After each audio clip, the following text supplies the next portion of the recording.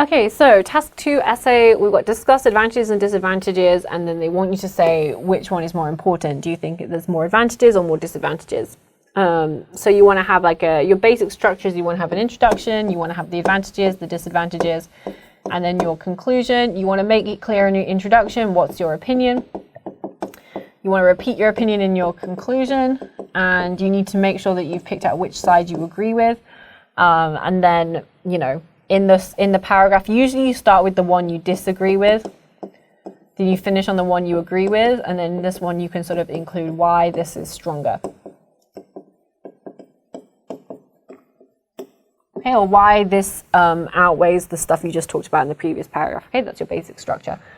Okay, so let's have a look at the topic. In some countries, young people are encouraged to work or travel for a year between finishing high school and starting university studies. Discuss the advantages and disadvantages for young people who decide to do this. Okay, nice topic. In the UK, we call this a gap year. I'm going to take a gap year. I'm going to take a year off. You sometimes used to talk about deferring. I'm going to defer my entry to university. So yeah. So this is quite a good topic. I think there's lots to talk about. Let's see what this candidate has done. High school graduates are exhorted to take a gap year before studying at a college in some countries. Exhorted. This word is far too strong. It's very, it's kind of pressured, pushing. You exhorted someone, like you really desperately persuaded someone. You know, I see that they're trying to paraphrase encouraged. I would, you know, if you want to change the structure, you would say something like, in many countries, in some countries, high school graduates often take a gap year, or some high school graduates prefer to take, you know, something like that, or many high school graduates consider taking a gap year before studying at college in some countries. I think this trend has more advantages than disadvantages. That's fine. I like that they've given me their opinion. I would like to see subtopics. What do I mean by subtopics? Where I mean that you give me some indication of why you believe that. So I always encourage my students, due to, you know, the difficulty of or something, or due to the experience, the life experience you can gain. I think this trend has more advantages than disadvantages. Okay, so I always encourage them to put like their reason why here, or their subtopic at the start of the sentence. There are two main disadvantages to taking a gap year for students. I like the start of this sentence because you make it very clear. You're going to talk about 2 points in your essay. They're all in the same paragraph. I like it. One of the drawbacks is that they could lose academic momentum. Nice phrase, good vocabulary.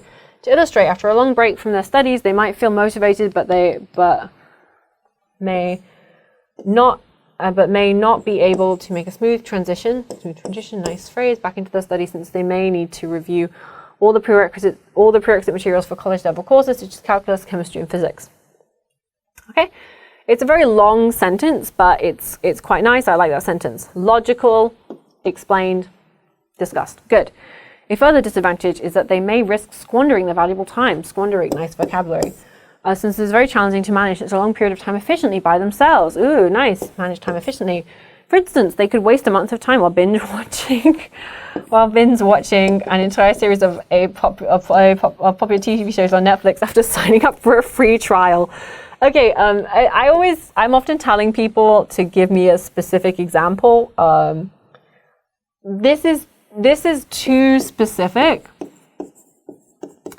for a general statement like this. For instance, they could. It's a hypothetical, generalized statement.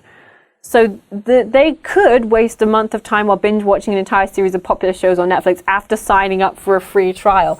This is weirdly too specific for a general point. So this is the kind of example that you could give personally. You could say, for instance, one of my classmates wasted a month of time before going to university, binge watching an entire series, entire series of popular TV shows on Netflix after signing up for a free trial. Okay, because you've given me a specific person, then this is okay. When you're talking about these general they, it's weirdly too specific, if you know what I mean. If I said something like,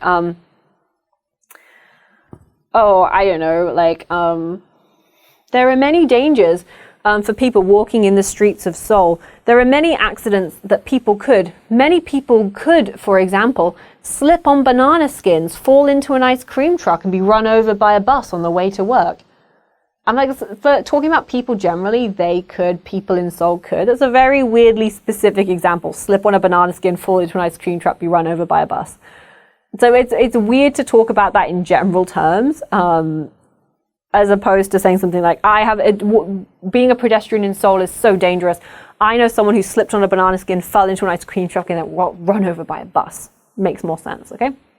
But overall, good paragraph, nice length, good vocabulary, nicely explained points. On the other hand, I believe that this trend has several points in its favor. The main one is their personal growth. They could explore life outside of the school. Who is they? Their personal growth is students can explore their personal growth. They could explore life outside of the school while obtaining a scuba diving certificate, pursuing volunteers and experiencing. Again, this is weirdly specific. I know that they're giving examples. They could explore life outside of school while it's just a weird, why have you picked, they could explore life outside of school while learning to grow bananas, or while participating in an exchange program with a small rural school in Peru. That's weirdly too specific. This is okay. While participating in volunteer programs, experience different cultures around the world. And then you want to say something like, for example, one of the most popular programs currently for South Korean students is to obtain a scuba diving certificate, which allows you to explore diverse cultures in, the South Pacific or something. It's the same issue if it's a weirdly specific example for a general statement. As a result, they could gain new perspectives and see the world differently. The second benefit is that they could take their education more seriously and do better when they return. For example, while volunteering in undeveloped nations, they may discover the issue of poverty and the significance of medical fields. And eventually, they could get motivated enough to take initiatives in their studies. It signifies that motivation boosts academic success. I really like this second part is much stronger than the weird thing about scuba diving. I think it's a good example. They could gain new perspectives. Is a very good phrase. See the world differently. Good phrase. The second is they take more seriously. So they give me a point. They give me an example, and then they explain why that's a good thing. So it motivates them to boost academic success. In conclusion, although having a break from studies is a risk for many reasons, I feel that the advantages outweigh the disadvantages because it could be life-changing. Okay, so here's the key. They've said the advantages, and then they've told me why. I cannot tell you how many candidates finish their sentence here and just think that's a good conclusion. I believe that the advantages outweigh the disadvantages. Never finish your sentence there. Always give your because. Okay, so overall, I think there's a lot of really positive things about this answer. I really like their task achievement. I thought they really addressed the task well. They gave me very reasonable, understandable, well-argued points. They have a clear position throughout the response. They present, extend, and support their main ideas. I would want to give a 7 for task achievement. Coherence and cohesion. It was logically organized. The paragraphs, they were roughly the same size about the advantages and disadvantages. I thought were really good. They showed me their opinion in the start. I would have liked to have seen a little bit more, in the introduction. That's fine. But I thought their paragraphing was very good. It was logically organized. There was clear progression. There's a clear central topic within each paragraph. I think maybe there was one issue with referencing, so I want to give it a 6.5 for coherence and cohesion.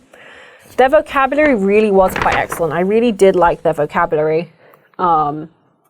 I could see they were really trying to show me a really good range, and I thought it was very good. The only issue was with extorted, right in the introduction. So I thought that was great. So vocabulary, they really use a sufficient range of vocabulary for flexibility. They use some less common lexical items, so I want to give a 7 for vocabulary. In terms of grammar, sure, there was a couple of consistent small sort of mistakes with the grammar.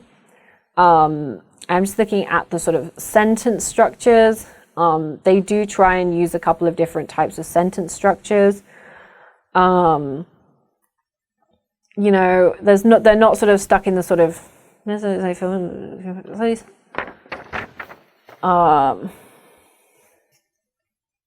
you know, I think they do use, I'm just thinking about whether they actually use a variety of complex structures. I don't think they do use a variety. They do use a mix of simple and complex sentence forms. So I think I would want to give like a 6.5 for the grammar. So overall, I would want to give this, I guess I would sort of bump it up to a 7. I thought this was a very good essay. The mistakes I point out, I was being quite picky. I think for the task achievement, the thing I would give them advice about would be the weirdly specific examples about what not to do. So that's like a very sort of picky kind of thing for them. I would want to sort of tell them to check out the sort of the small grammar points that I pointed out. I would want to talk to them slightly about the introduction. The introduction can definitely be improved a little bit. In terms of coherence and cohesion, I would want to talk a little bit more about referencing. But overall, I thought a very strong essay, good candidate. I was very impressed with their with their grammar, with their logic, or with their vocabulary as well. So I thought a very strong essay, 7. I could see an argument. Some people might want to give a 6.5, but overall a 7 I thought was a very good essay.